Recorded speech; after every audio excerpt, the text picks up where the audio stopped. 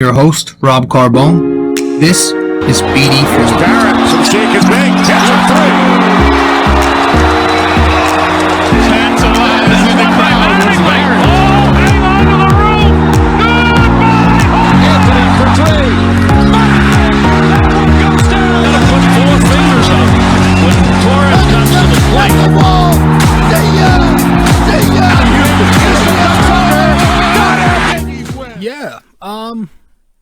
I don't know, man. I really don't know how long this is going to be, because when you're, when you lose two games like this, there's not a ton to really analyze. I mean, the first game, I guess you could say that for. The second game against Phoenix was more a game that you can break down. That was a lot closer, but I don't know. It was a very boring couple of games. I didn't really enjoy watching this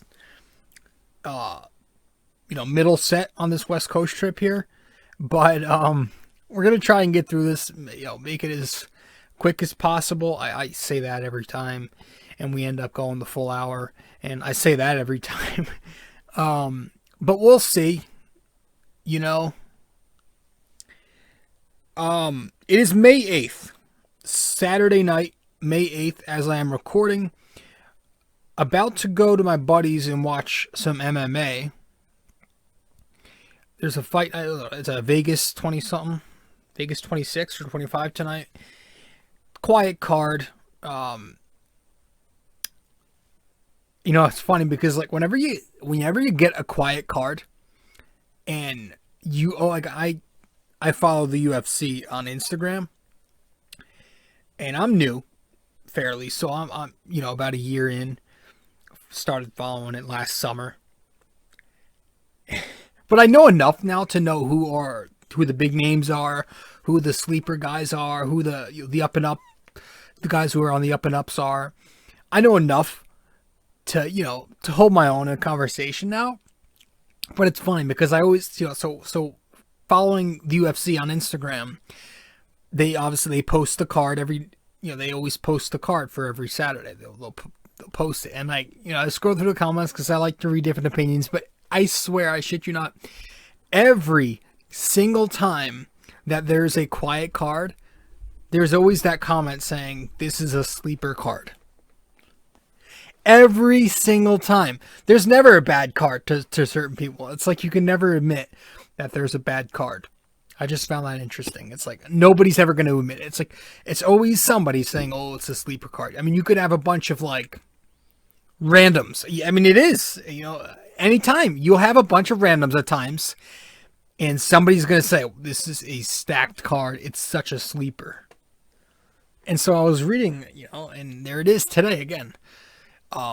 It's not that there's nobody on the card. I do know a few names. But I think this was one of the cards where there was supposed to be a bigger fight that got canceled or pushed back. It's been happening a couple times lately, but it's a decent card. There's, obviously Cowboys on it. I know Cowboy from when I started following UFC last summer when he lost to McGregor. But I know he's a respected fighter. He's taken on somebody. But yeah, that's happening in a little bit tonight. The main event will start. Right now the prelims are going on. But yeah, as for the Knicks, again, there's not much to really dissect. I'm going to try to breeze through it as much as I can. They've hit a rough stretch. We all knew they were going to hit a rough stretch, right? This is a team who entered the Denver game a few nights ago 12-1 in their last 13. And Denver was the first elite team we were facing on this West Coast trip. Suns being the next. And we dropped both of those games. And listen, I'm not going to sit here because Knicks fans can be very reactionary, especially the older ones who are, starving for years, and I get it. But like, let's calm our nerves a bit. Let's try not to be like I can be with the Yankees and being prisoners of the moment. Because this Knicks team, and that's another thing, by the way, people get on me maybe for being tough on the Yankees and not the Knicks as much. It's called expectations. Welcome to the world of expectation. When you're not expected to be relevant and you end up not only being relevant, but a playoff contender, I'm not going to get on you because you're overachieving. When you have these title expectations and you're underachieving and you're barely 500 almost midway through May, yes, I'm going to get on you. You bet. So that's why I'm a little easier on the Knicks. But as I was saying, yeah, I'm not going to sit here and overreact to a couple of losses that we knew. We all knew this was coming. We all knew this West Coast was going to be tough.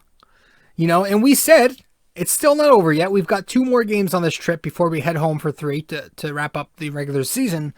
We said, we all knew it. We said it for weeks when we saw this schedule, that this is going to be a tough West Coast trip. That 4-game stretch on that West Coast trip was not going to be easy. And here we are. It's not easy. We're talking about a couple losses. And we can still win one of these next 2 games and leave this road trip with a split record of 3-3. So, the world's not over, guys. We're still in a decent position here to avoid the plan. The magic number is 3 with about 5 games remaining. So we have a chance. If we can win 3 of those games, we're in. But I just find it incredible and we've talked about this before, how drastic shit can change, like the vibes and the energy around this fan base, just on a game-to-game basis. Like, we just won 12 of our last 13. We were coming off a 9-game win streak, bounced back from that beautifully once we lost to the Suns the first time. And now we're sitting here, just because we lost a couple in a row for the first time since Jesus has risen, we're talking about the Knicks being bums again. Like, come on, man. We're in a good spot. This team was not supposed to be where they are. Here we are fighting for a 4th seed. We still got the number 4. That's the thing. The Celtics lost. They lost to Chicago. Who else lost? I don't know. There's another team who lost. The Pacers beat somebody. But we still have the 4th seed. So we didn't lose any ground with these couple of losses. We're still right there. Again, we have to win. We have to pick it up a bit if we do want to get this top 6 and avoid that play-in tournament. But I am not upset with where we are. I'm not pissed off with where we are. I am very satisfied with the Knicks season so far. They've been playing a hell of a season. And you have to credit their coach, Tom Thibodeau, for pushing them this hard and turning them around. All right, so we're going to head to break, and when we get back from break, we may as well get started. Again, I don't want to start, blabbering on about nothing and going on, so I want to try to make this as quick as I can. So let's head to our first break, guys, and when we get back, we'll get things started, all right?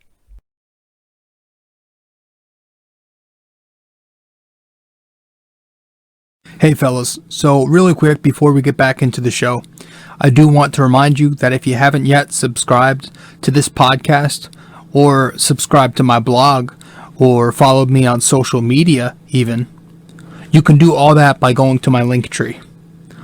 Just go to linktr.ee/RJCarbone. That is linktr.ee/RJCarbone.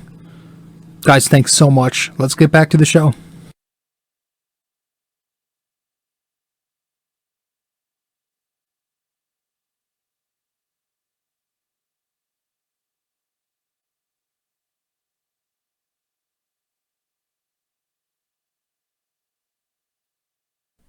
So, this Denver game, let's try to breeze through this one because this was just, from start to finish, it was ugly.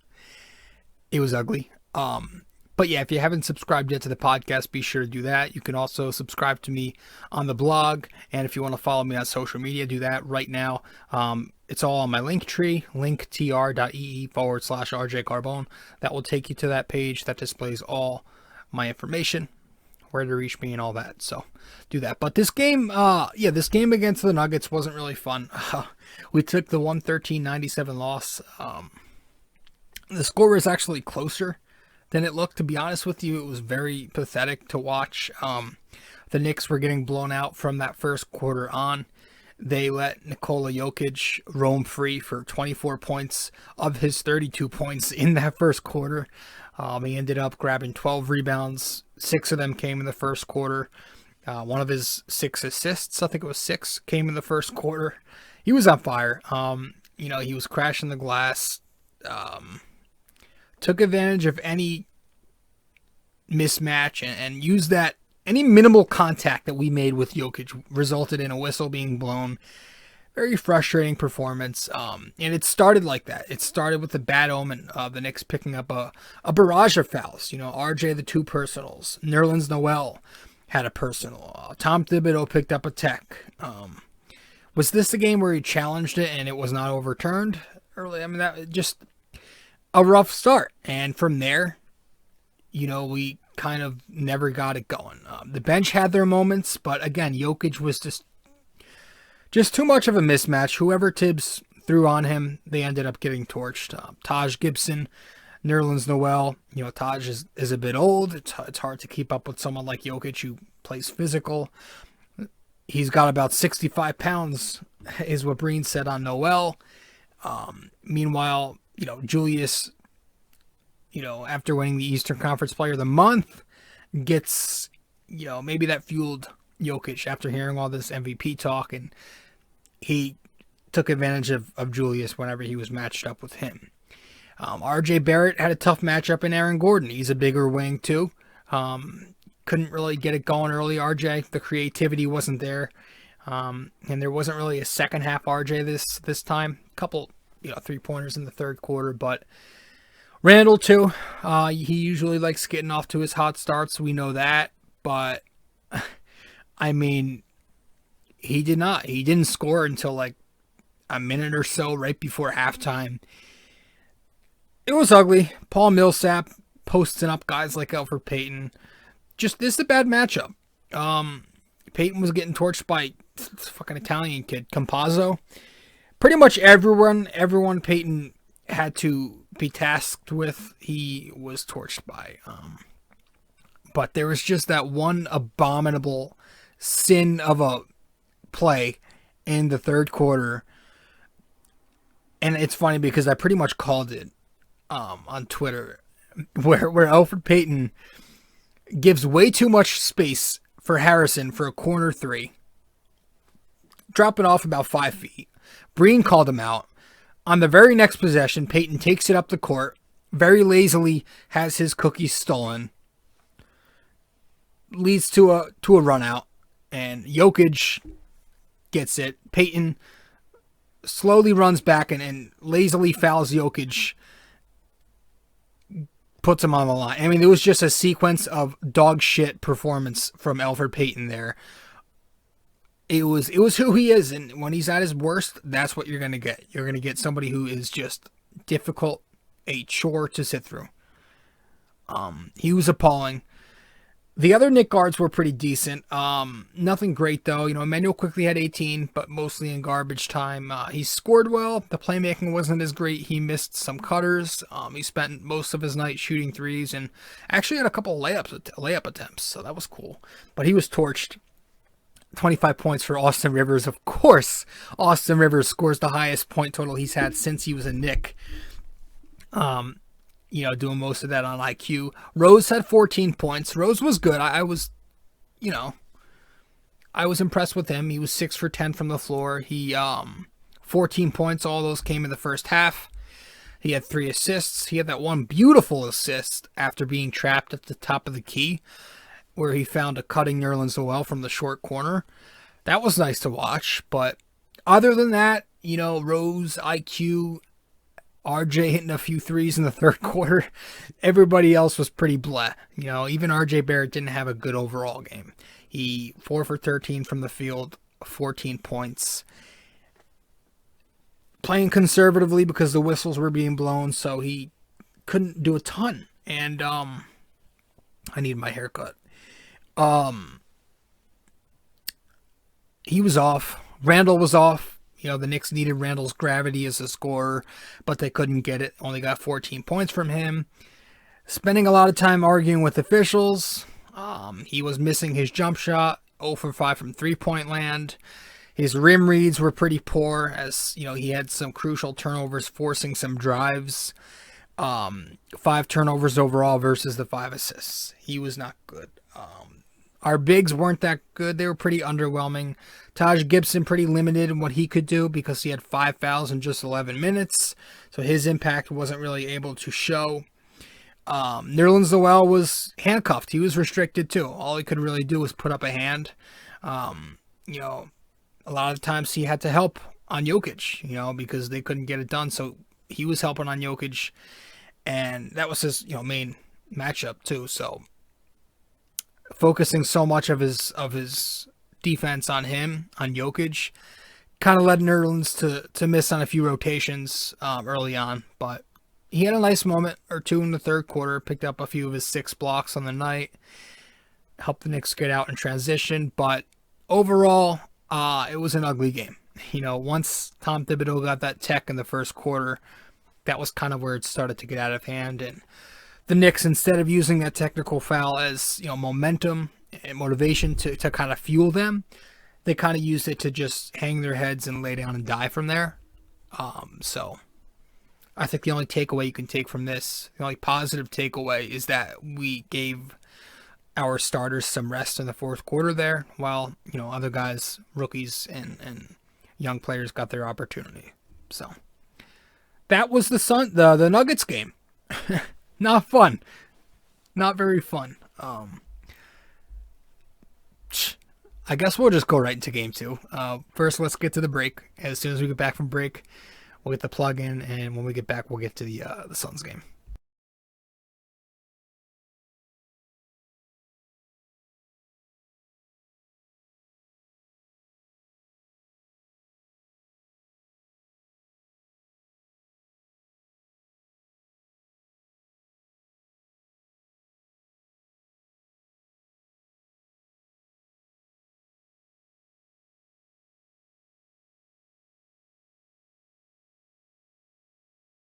Hey fellas, so really quick before we get back into the show, I do want to remind you that if you haven't yet subscribed to this podcast, or subscribed to my blog, or followed me on social media even, you can do all that by going to my link tree.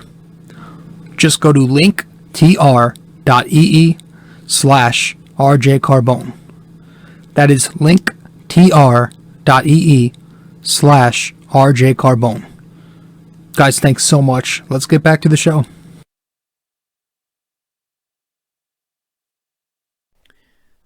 All right, just give me 1 second. I'm trying to see something. The Canelo fight is tonight. Completely forgot about that.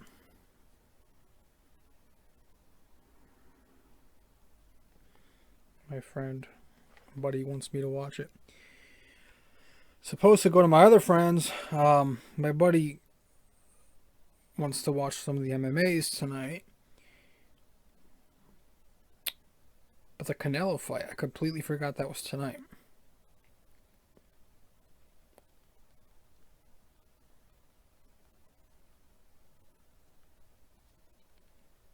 Alright. Fucking shit. Alright, that's good. We got the Canelo fight to look forward to.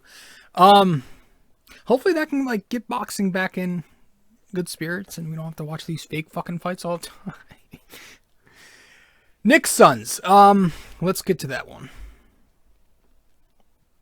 Oh, I'm switching my if you're watching this, you can see the lag and how choppy this is. I'm switching software soon, so maybe sometime, I don't know, maybe I don't know if it's going to be next episode, but pretty soon I'm going to switch from XSplit to OBS Studio and use that video recording software because it's much more smoother over there. And as soon as I learn, the ropes over there and know how to navigate through it and everything, because I've gotten so used to XSplit, as soon as I figure all that out, I'm going to be going on from there from now on. It may look a little different, I don't know, but I have to figure everything out. And as soon as we figure out how to use that and get used to it, we'll probably start recording the podcasts on there.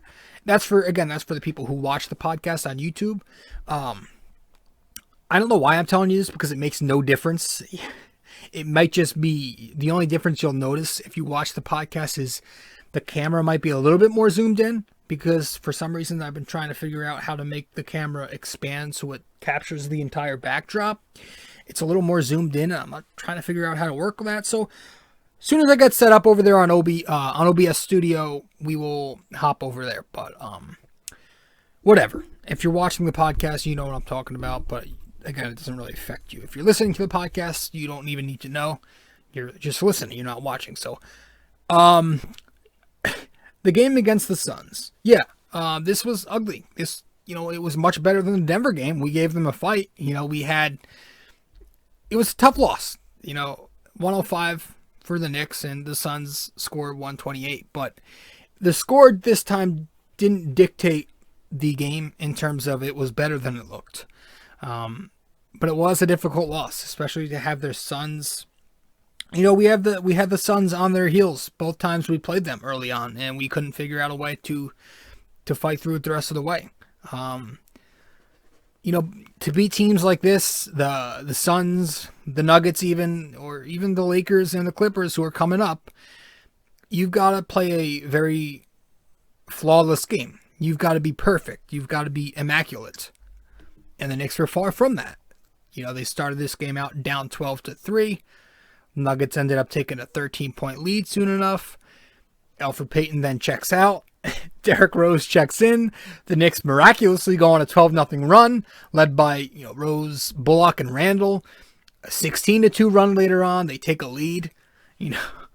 Rose scores 6 points in the first. He has 3 assists after one. Randall with 13 and 7 rebounds. The Knicks go up 33-30 after the first quarter.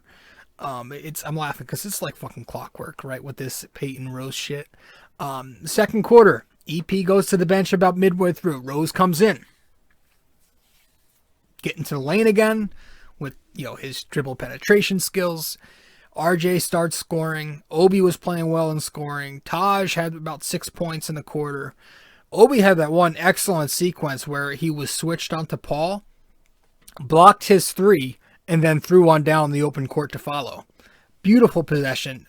Great possession you love to see. Knicks shoot 65% in the second quarter, and at the half they were up 63-56.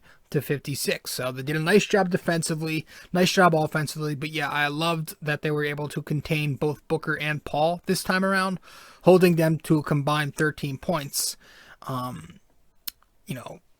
The Suns couldn't hit a jump shot to save their lives. They were missing their threes. Booker and Paul weren't exactly cooking in the mid-range, so it was a good first half. Then the amazing third quarter came. Well, it started out good, but then it just got bad. The Knicks, defensively, they let their foot off the gas pedals and started getting killed down the middle. And I hate to bring him up again, but oh my gosh, Peyton. Oh my gosh. I mean, on every single pick and roll, this guy wasn't even trying over screens. I mean, his lack of effort was forcing our bigs to hedge off of Ayton in order to cut off the drive on CP3. And that, Peyton not even recovering, leaves Deandre Ayton wide open down low, just continuously dunking the ball countless amounts of times in open space, just because Elfrid Payton is not navigating the screen correctly. And he's not even fighting over. He's not even bothering. He's not even recovering. Every single fucking time they ran a pick and roll, we were abused. Guys, those guys killed us on the pick and roll. I mean, Peyton, even Noel didn't have a good game defensively. He was out-muscled. He's very slender, so Ayton took advantage of that. And, Noel's great with the blocks and everything, but when he's not blocking shots, and I believe he had 0 blocks in this one, when he's not blocking and protecting the rim, he isn't much of a factor, right? He's such a good shot blocker that he's going to be able to do it most nights, but on nights like last night, against a much tougher team, you're going to see. And even against Denver, he didn't have a great game. He had 6 blocks, but if you watch the game, the eye test told you he wasn't spectacular. But against Phoenix here, when he's not blocking shots, he wasn't great. He's not a great rebounder. We know that. We know about his offense. He's got bricks for hands, and he's not much of a scoring player. He was getting abused in the PNR. I mean, games like that are why you miss Mitchell Robinson and why you can't stand the ignorant comments that say we don't need Mitchell Robinson. Because his presence is as great as Noel's been, and I've been praising this guy the entire second half of the season. Mitchell Robinson is a different level. You know, his gravity is much heavier. And we see that. He's longer, he's younger, he's more athletic, he has an offensive game. Well, he doesn't have an offensive package, but he can score, right? We can see he's really excellent in pick and roll. That's how he gets his buckets. Noel's not much of an offensive player at all. And Mitchell Robinson is a shot blocking extraordinaire. Either hand, keeps it in bounds, can block you on the perimeter, can play that drop coverage even better. We've seen him. I mean, it was a game where you thought, oh man, I wish Mitch was here. But yeah, we were just letting him do it all. We tried. I mean, we were throwing doubles at them. We were switching. But it was to no avail. They just killed us with easy looks at the rim and open looks on the perimeter due to, our scheme. We like to drop off. And we were just giving them the three-point shot, and they were taking it like they did last time. But, man, the world was coming to an end at the end of that third quarter. That was like, I was ready to break down and just, throw my shit, because that was the most ugliest part of this game was the final seconds. It was the final minute. The Knicks were up 7 points with about a minute left in the third, and somehow they left the third quarter down 2. Rose hits that three-point shot off the Randall assist, right? And from there, the meltdown began. It all started going downhill. I mean, Kaminsky hits the cutting layup. RJ misses that 3. Payne pulls up and hits a 3. Julius airballs that corner step back 3. That leads to a run out where Booker goes coast to coast, misses the layup. Craig tips it in over 2 Knicks. You had RJ and Rose standing right there. He fucking out hustles them, tips it in. Then you have RJ, lazy again, making a very, very lazy, poor, slow inbound pass that was intended for Bullock, but that gets intercepted by Payne. He tips it in with about 0.2 left. The buzzer ticks, and there the Suns are up 2 points entering the fourth quarter because of that disgusting sequence with about a minute left. And from there, I didn't even want to watch the fourth quarter. I wish I could have just turned it off, but I have this thing in me where if I'm free, I'm watching the rest of the fucking game just because I'm a Knicks fan and I'm a diehard. So I forced myself to be tortured and watch the rest of this misery. And the Knicks played the rest of the game with their heads down in shame. You could tell they just didn't have it. They didn't want to be there, it looked like. They lost the period 38-17. They allowed the Suns to shoot 8 for 12 from 3 in just the fourth quarter alone. Down 11 points midway, Taj gets the flagrant one. He throws an unwarranted elbow at CP3. God, I love Taj Gibson. For no reason. And then, Chris Paul goes and starts yelling. He walks over to Tibbs and he starts getting into it with Tibbs. He yells at Tibbs for no reason. But I mean, it ended up fueling Chris Paul because of course it does. He's Chris Paul. He hits a couple of mid-range jumpers from there, and the Suns get Julius, then get into it with Jay Crowder, who killed us from 3. I had no idea Jay Crowder was like a sniper. So Julius gets the tech, and it was pretty much over from there. I mean, the Knicks just lost their composure. They didn't have it. It was a meltdown, and it was rough. It was a frustrating game. Guys were annoyed. Guys were pissed off, but they didn't take it out on the court, but instead jawing at other players and jawing at the refs. And yeah. Poor game. Very poor game. Not one that you would say was good. That's for sure. Dave.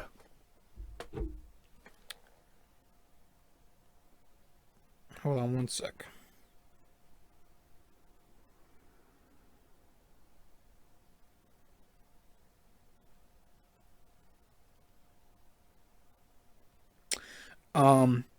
Sorry, I'm trying to see where I'm going to go for this Canelo fight.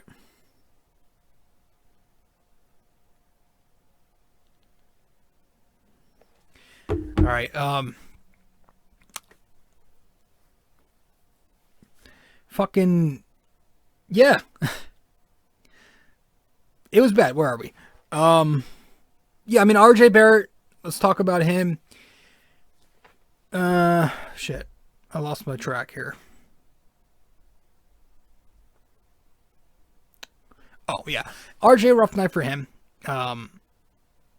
Scored 23 points, but just 8 for 22 from the field. Against tougher defenses, he struggles with the efficiency. He kind of relegates himself in these, especially lately, he's been relegating himself last couple of games to this corner spot up wing, and he's not looking to attack the rack like he should. I think he needs to start doing that more. He needs to get back to going to the hole and, taking more smarter shots and not those wild, inefficient, reckless shots at the rim. Took 11 threes. He hit 5 of the 11, 45%, but only 2 free throw attempts. The RJ Barrett we know doesn't just spot up in the corner and shoot threes. He can get to the rim. And I'm sure a lot of that has to do with, Jesus Christ, the lack of respect he's getting from officiating. You've got guys like Jokić who getting these ticky-tacky whistles. Devin Booker who's getting these bitch boy calls. And RJ Barrett has to get whacked. So I'm sure a lot of that changes his POA and the way he attacks defenses. But I'm not going to solely put that on refs. I still think he needs to take some smarter shots. I would like for him to optimize the pick and roll a little more. He's very good going downhill. We know that. He's great in P&R with Taj. I like his chemistry a lot with Gibson. But I just thought, again, a little too much shooting lately from RJ. Now he's 40% from 3 on the year, which it's still incredible to think about that. But it's the 2-point percentage, which is why his field goal percentage is under 45% overall still. It's because he's still getting blocked at the rim. He's still taking some tough shots. And again, the officials don't help him out, but I still think there are times where he needs to be a little bit smarter with his shot selection. Randall wasn't one of his greater games either. Again, tougher teams. He struggled against the Joker. He struggles in this one. 24, 11, and 4, but certainly didn't play like an MVP candidate. Wasn't making great reads again. And, dude, we got to stop complaining to refs. We've got to stop looking at the refs, and we've got to start looking at the players after you miss a shot. And don't just throw your hands up and look for the next official you see. That's going to lead to those transition baskets. I do wish Obi Toppin and Randall had more time at the 4-5 together. Some small ball would have been cool. Not the time to experiment. I get it. We're trying to contend at this point. A couple of games left in the year. But with Noel struggling as much as he did, Obi Toppin been playing really good this second half of the year. 8 points, 3 for 4 in 15 minutes. Had some strong defensive stretches in this one. Would have been nice to see him get 20 minutes. But, I can't really get on Tom Thibodeau. I thought he did fine with the rotations given with what he had, right? Obviously without Mitch, you're without IQ. You were without Alec Burks. So, in terms of the guard play, he was kind of forced to go Peyton Rose primarily. Frank did get 15 minutes, but it's hard to play Frank more than that when we literally can't score you points. He doesn't score points. He hasn't scored. He's going through one of these stretches again where he's 0 points in his last so-and-so games. So Peyton, yes, he was atrocious again, but it was just 18 minutes, and I'm fine with that given that we had 2 guards sitting on the bench last night with the ankle and the knee issues.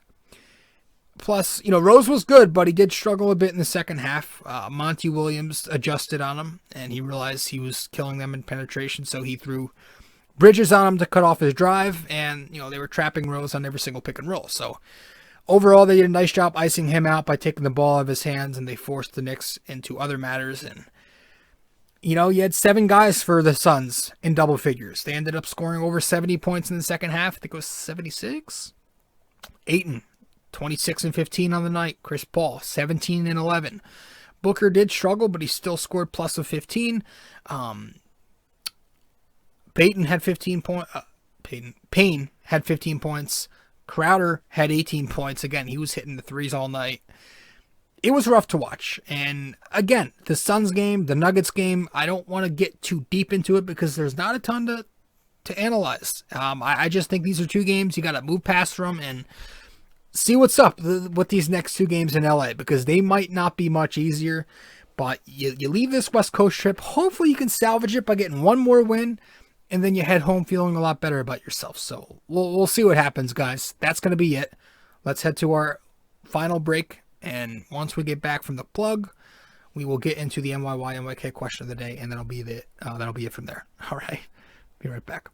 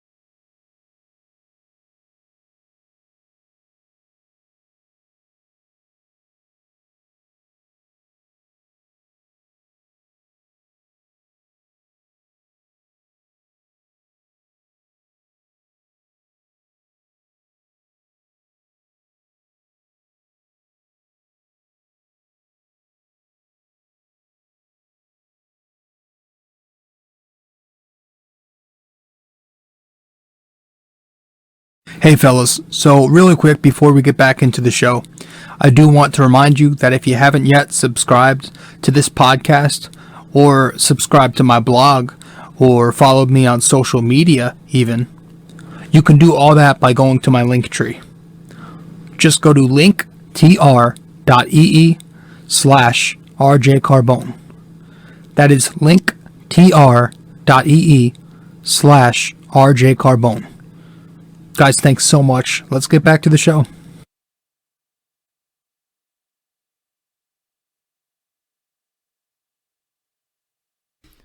All right. Well, tough couple in the middle set here of this West Coast trip, but we will move on. So let's get to the question of the day. This is so slow, dude. I can't wait to switch to OBS Studios. Fuck XSplit, man. Going to take a few seconds if you're watching for the screen to show up. So last time out, and here I am, fucking choppy, of course. This is so pathetic, dude.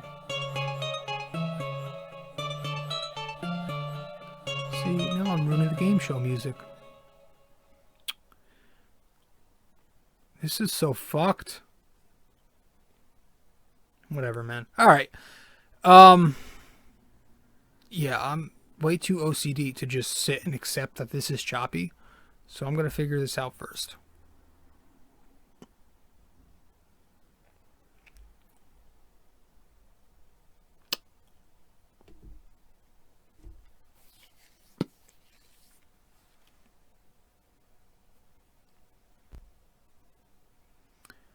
I hope we're good. We'll see. All right, here we go.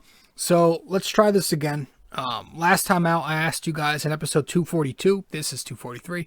But in 242, covering the Yankees, I asked you guys, which Yankee catcher hit the final home run at Yankee Stadium before the 1974-75 renovation? And the answer to that question, which Yankee catcher hit the final home run at Yankee Stadium before the 1974-75 renovation? The answer, Duke Sims. Duke Sims was the Yankee. He had a cup of coffee with the Yankees, didn't play for them for long. I think he went to Cleveland after that, but yeah, Duke Sims was the catcher who hit the final homer in the stadium before the renovation in 74-75. Now tonight's NYY NYK question of the day brought to you by Anchor. For episode 243, I'm asking you, Nerlens Noel currently wears number 3 for the Knicks. Who was the last Knick to wear that number? If you want a hint, it was last year, 2020. All right. So once again, one last time, Nerlens Noel currently wears number 3 for the Knicks. Who was the last Knick to wear the number 3? And again, the hint, it was last year in 2020. I don't believe the player finished. Another hint, I guess. I don't believe he finished his season with the Knicks either. Don't hold me on that because I don't remember. But that is the answer. That is the question to episode 243's NYY NYK question of the day. All right, the last Knick to wear number 3 before Noel. All right, guys, that's it. We actually kept it short. Look at that. We're about 40 plus minutes in. That's it. That's as far as we're going to go. For once, I lived up to my word, and we cut it 20 minutes shorter than usual. So 20 minutes shorter than usual. So that's it, guys. Thank you so much for tuning in. I am your host, RJ Carbone. This is episode 243 of the podcast BD4, where there's no better way to get your Yankees and Knicks analysis. Thank you for tuning in. Thank you for listening. Thank you for watching. If you haven't yet downloaded this podcast, be sure to do that. If you haven't shared the podcast with your family and friends, be sure to do that. Show them how much of an idiot I am, or maybe you think I'm a genius. And if you do think I'm a genius, leave me a thumbs up on YouTube. If you think I'm an idiot, comment on YouTube and tell me how much of a dumbass I am. If you like me so much, again, share me on social media and do all that fun stuff. Guys, thanks so much. Give us a 5-star review if you want to on Apple Podcasts. Listen to us on Spotify and all those podcast feeds.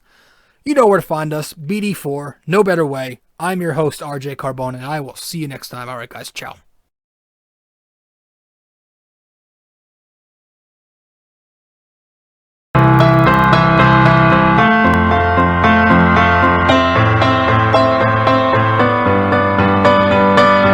This podcast is sponsored by Anchor.